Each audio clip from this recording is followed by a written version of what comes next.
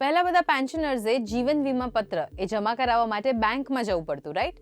પણ હવે ઘરે બેઠા તમે ઇઝીલી કરી શકો છો ડિજિટલી.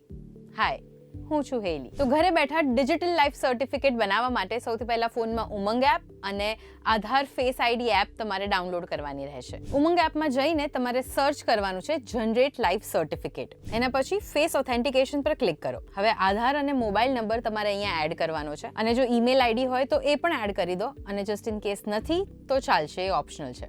હવે એક ઓટીપી આવશે ફોનમાં, બસ એ ઓટીપીને અહીંયા એન્ટર કરી દો. હવે નેક્સ્ટ પેજ પર તમારે પીપીઓ નંબર એડ કરવાનો છે. સેન્શનિંગ ઓથોરિટીમાં ઈપીએફઓ એન્ટર કરો. ડિસ્ટ્રીબ્યુટિંગ એજન્સીમાં બેંક સિલેક્ટ કરો.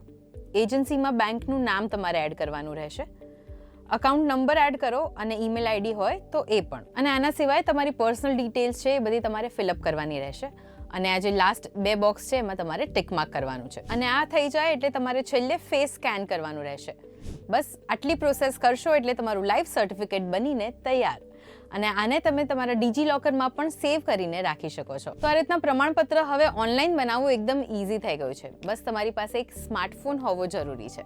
ડિજિટલ લાઈફ સર્ટિફિકેટ સબમિટ કરાવવાની છેલ્લી તારીખ 30 નવેમ્બર છે અને જો કોઈ વ્યક્તિ આ સમય મર્યાદા ચૂકી જાય છે તો તેમનું પેન્શન અટકી શકે છે. તો તમે પણ તમારા ફ્રેન્ડ્સ અને ફેમિલી મેમ્બર્સની સાથે આ વિડીયો શેર કરી દેજો, જેથી કરીને એ પણ એમના ફ્રેન્ડ્સની કે પછી એમના પેરેન્ટ્સની હેલ્પ કરી શકે. અને આવા જ ઇન્ફોર્મેટિવ વિડીયોઝ માટે ગુજરાત સમાચારના પેજને ફોલો કરવાનું ના ભૂલતા.